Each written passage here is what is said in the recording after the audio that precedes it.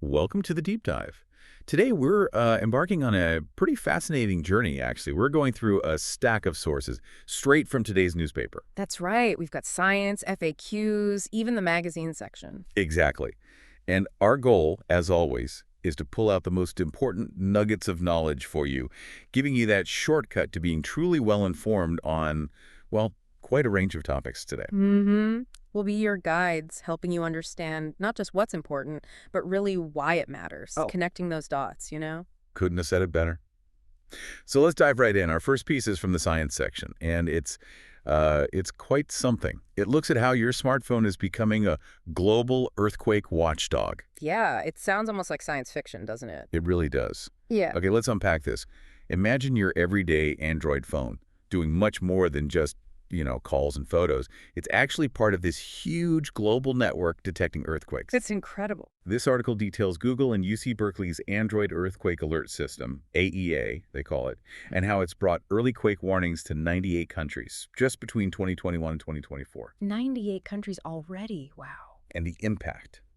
It issued alerts for over 11,000 events. Think about the big ones. The magnitude 7.8 in Turkey, Syria, the 6.7 in the Philippines, the 5.7 in Nepal, all in 2023. Devastating quakes. Right. And users in those areas got, well, precious seconds, maybe 10 to 60 seconds of advance warning. Yeah. That's critical time. Absolutely life-saving potential there. And the technology behind it is fascinating in its simplicity, really. How does it actually work? Well, the AEA system cleverly uses the accelerometer, that little sensor in your phone that detects movement, but specifically in stationary phones. Okay, so phone's just sitting on a table. Exactly. It uses them to detect the P waves of an earthquake. Now, these are the faster, less destructive waves that arrive first. Ahead of the shaking you really feel. Precisely. That signal goes quickly to Google's servers. They then analyze data from nearby phones to confirm there's actually a quake and figure out where it is. All happening in seconds. Super fast. And then they issue an alert to phones in the potentially affected area before the slower, more damaging S waves arrive. Giving people that crucial lead time. Exactly. And the numbers showing the impact are just staggering. The system's detected over 18,000 quakes and issued, get this, 790 million alerts. 790 million. Yep. It's dramatically increased access to early warnings, like by a factor of 10. From about 250 million people covered in 2019 to 2.5 billion people across those 98 countries now. That scale is almost hard to comprehend. But surely there are challenges. I mean, using random phones seems like it could have issues. Oh, definitely. And then the paper is transparent about that. It highlights shortcomings, like initially they had difficulty accurately estimating the magnitude, which is obviously key. Right, knowing how big the quake is. And sometimes warnings were relayed after the shaking had already started for some people, which kind of defeats the purpose, right? Yeah, a bit late then. But they've also documented the fixes they're making. They've lowered the error in magnitude estimates, for instance, and they figured out why they get false positives. Sometimes things like hurricanes or even, mass phone vibrations at a concert could trigger it. Huh. Interesting. So it's constantly learning and improving. It has to be. It's a dynamic system. So it really drives home the point. Yeah. Your phone isn't just for communication anymore. It's a critical, crowdsourced sensor helping us observe our physical environment on a global scale. Quite the shift. Okay, so moving from tremors in the earth to, well, tremors in society.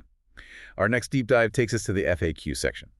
This one focuses on a really critical mechanism designed to protect people in the workplace, internal complaints committees, or ICCs. A very important topic. And the article really grounds it in a specific, tragic event. A student's self-immolation after her sexual harassment complaint against her department head wasn't validated by an ICC in Odisha. That's horrific. Yeah, her family claimed the committee members weren't properly trained, that they were biased. It just highlights why these committees aren't just, paperwork. They need to function effectively. Absolutely. And this raises important questions about the legal foundation. Where do these committees even come from? Right, what's the history? Well, the Supreme Court first called for something like this way back in 1997, following the landmark Vishaka guidelines. Ah, Vishaka. That was after the Banwari Divi case, wasn't it? Exactly, the gang rape of that social worker. The guidelines were groundbreaking. They actually defined sexual harassment at work and mandated a time-bound process for complaints. But it took a while for a law. It did. Shockingly, it wasn't until after the terrible 2012 Nirbhaya killing that the Sexual Harassment of Women at Workplace Act, the POSH Act, was finally passed in 2013. So the POSH Act is the current law. Yes, it superseded Vishaka. It mandates these ICCs in all workplaces with over 10 people, and for smaller places, there are local committees. Okay. And what about the ICC itself? How is it structured? What can it actually do? The law is quite specific. An ICC has to be headed by a senior woman officer. It needs at least 2 employees who know about social work or law, and, crucially, an external member from an NGO. An outside perspective. Right. And at least half the members must be women. Power-wise, they function a bit like a civil court. They have 90 days to inquire into a complaint. They can recommend actions anything from an apology to firing someone, and they have to maintain strict confidentiality. That sounds pretty robust on paper. But here's where it gets, well, really concerning. Despite this legal framework, the article notes the Supreme Court itself, just in December 2024, commented on the sorry state of affairs. They pointed out serious lapses in how the POSH Act is actually being enforced. Oh, sorry state of affairs. That's strong language from the court. It is. And a lawyer quoted, Madhu Mehra, says accountability is falling between the cracks because multiple ministries are involved. Ah, the classic issue of fragmented responsibility. Exactly. And the Balasore case, the tragic one we started with, sadly shows that even when ICCs exist, they can be a dead letter. Useless without proper training, without addressing the power imbalances inherent in these situations, or if they fail to keep things confidential. So the structure exists, but the implementation, the training, the sensitivity, that's often lacking. Falling between the cracks is a good way to put it. It means the law isn't achieving its purpose for many women. It's a stark reminder of the gap between law and reality. Okay, let's shift back now from protecting people on the ground to observing the ground itself from orbit. Our next deep dive is on NISAR. That's NASA ISRO Synthetic Aperture Radar. Ah, yes, the big joint mission. Exactly. It's launching on July 30th from Sriharikota. And this is a beast, a 3-ton machine, costing over $1.5 billion. A major investment in Earth observation. Its whole purpose is to study changes on Earth's surface in incredible detail. We're talking earthquakes, volcanoes, ecosystems, ice sheets, the works. It's really meant to be like Earth's Sentinel in space. And what makes NISAR really unique, technologically speaking, is that it's the first big Earth-observing mission with a dual-band radar. Dual-band, what does that mean in practice? It means it uses 2 different types of radar, L-band and S-band. This lets it see through clouds, smoke, even dense forest canopy. Day or night, any weather. It's not taking pictures like a camera. Right, it's radar. It bounces radar waves off the planet and measures the return signal, including tiny changes in its phase. This lets it build up a synthetic aperture, basically mimicking a huge antenna in space for super high-resolution imaging. Okay, so L-band and S-band, do they do different things? They do. They're tuned differently. The L-band radar, which is mostly NASA's contribution and will be working most of the time, is really good for seeing changes under things like forests and tracking ground deformation. Think sinking cities or bulging volcanoes. Useful for hazards. Very. The S-band, which ISRO is focusing on for India, is better for surface details. Things like crops, soil moisture, water bodies. Crucial for agriculture, forestry, disaster management here. And the detail it provides. Impressive. We're talking a spatial resolution of 3 to 10 meters, and it can detect vertical changes like the ground moving up or down as small as a centimeter. A centimeter from orbit. Yeah. Enough to spot potential land subsidence in cities before it becomes a disaster. And crucially, during a disaster like a flood or earthquake, it's designed to deliver damaged proxy maps showing affected areas in less than 5 hours. Wow, that fast. And the data itself should generally be available freely to all users within a few hours. That's a huge benefit for researchers and responders worldwide. That rapid response capability is huge. So this mission really is a fantastic example of international collaboration, isn't it? NASA does the L-band, ISRO provides the spacecraft, the S-band electronics. A true partnership. It's a remarkable step forward in understanding our very rapidly changing planet. Yeah. All right, let's pivot now to a different kind of connection, economic ties between nations. Our next article unpacks the new Comprehensive Economic and Trade Agreement, or CETA, signed between India and the UK. This was on July 24th, after, 3 years of talks? More than 3 years, yeah. It was a long negotiation. So what's the big picture here? What did this deal actually mean for trade? Well, if we break it down, starting with goods, Broadly, the UK has removed tariffs on 99% of its product lines. 99%, that's almost everything. Pretty much. So about $6.5 billion worth of Indian exports, think textiles, footwear, seafood, can now enter the UK duty-free. Cheaper for them, better for Indian exporters. And India's side. India, in return, will eliminate or cut duties on 90% of its tariff lines over time. So things like British whiskey, cars, some engineering goods will become cheaper here. Okay, that covers goods. But services are such a huge part of India's economy. How does the deal address that? That's actually a really fascinating part of this CETA. Services are absolutely vital for India's growth, and this deal opens up key sectors. We're talking accounting, financial services, telecom. Big ones? Yes. UK firms can now operate in these sectors in India without needing a local physical presence, and they get treated the same as Indian firms' national treatment, basically. And the UK offers something similar back. Reciprocal rights, yes. Indian companies get commercial presence rights in the UK, particularly in areas like computer services. And there's another key benefit, this one for individuals. Oh, what's that? There's a parallel agreement called the Double Contribution Convention, or DCC. This allows Indian workers on short assignments in the UK, up to 75,000 of them, to keep paying into India's social security system. So they don't pay twice. Exactly. Avoids double contributions. That's a big deal for people on shorter stints. Definitely helps mobility. Yeah. Now, here's where it gets really interesting, I thought. This deal has some unusual bits. For the first time, India has agreed to cut tariffs on imported cars in a trade deal.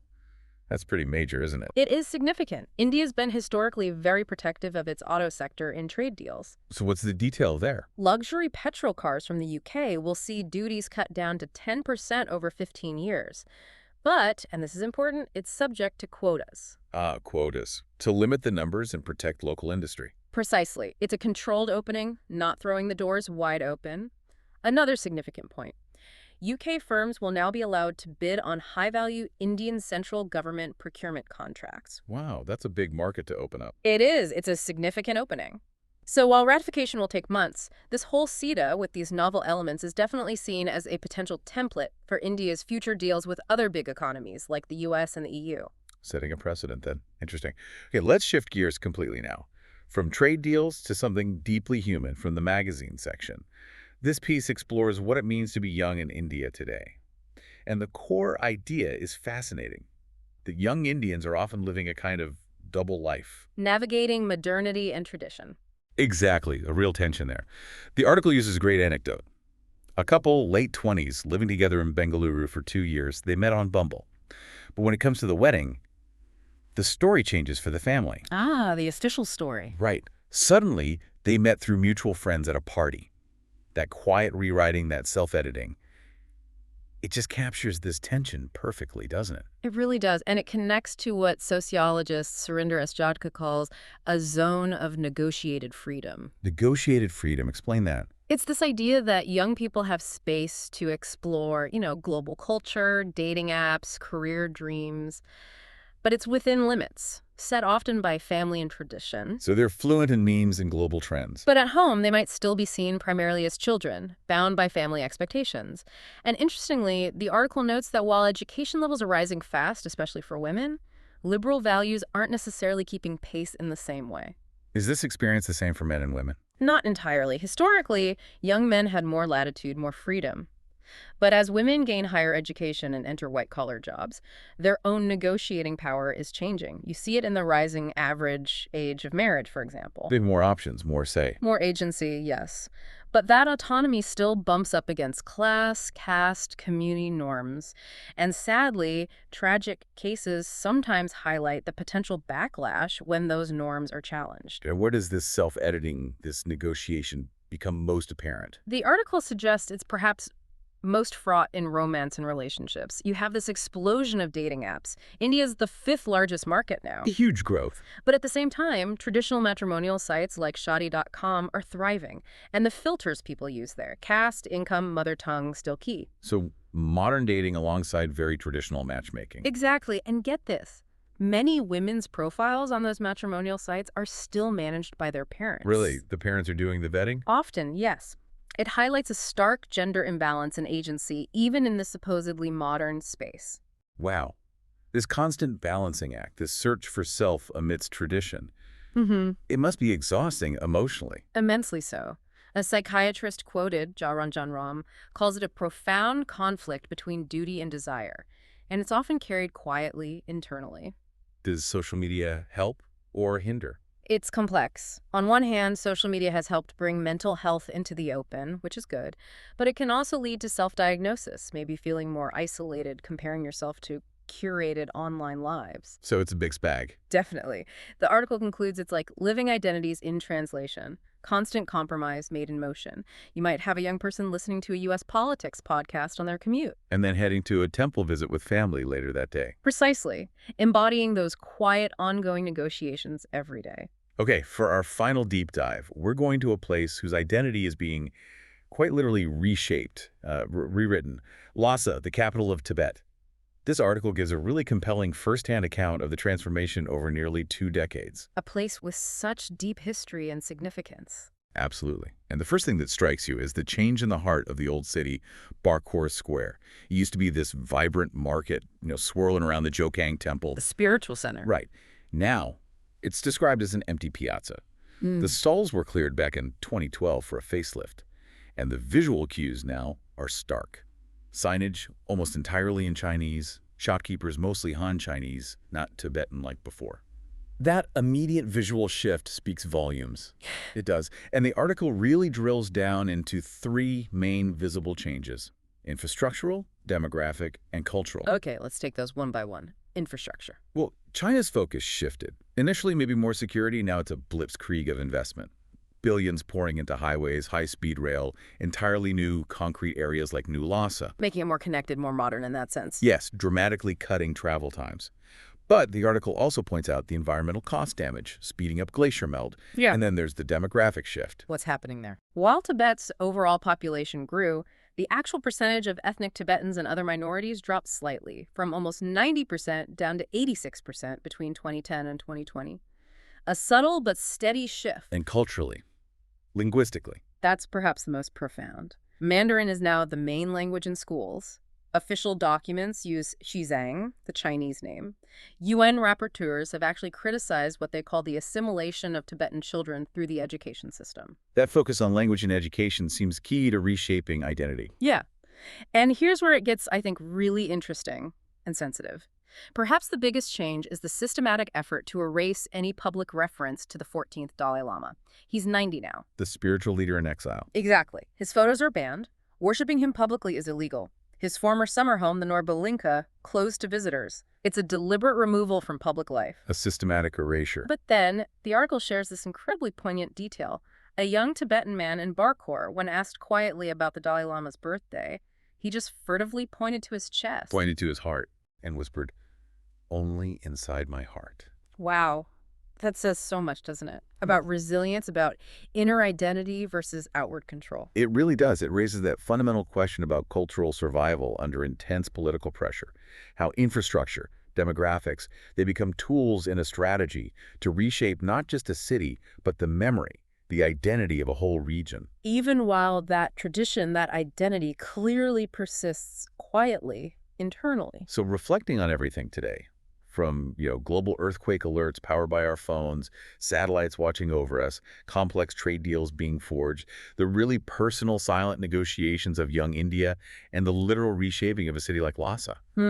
What stands out to me is just how much of our world is constantly being redefined. That's a great takeaway. It's in flux. Yeah, whether it's technology or policy or these huge social and political forces, the way we actually experience and understand the world, it feels like it's always being rewritten, doesn't it? It really does. Yeah. And it just underscores how vital critical thinking is, seeking out different perspectives to try and make sense of these massive shifts. It really invites you, the listener, to keep questioning, keep exploring beyond just the headlines. Well said. Thank you for listening. If today's episode gave you something useful, consider following us on Spotify so you're the first to hear the next one. You can give suggestions by contacting on Twitter handle given in the episode description. We are always eager to hear what our listeners want to be informed about. We wish you a great day.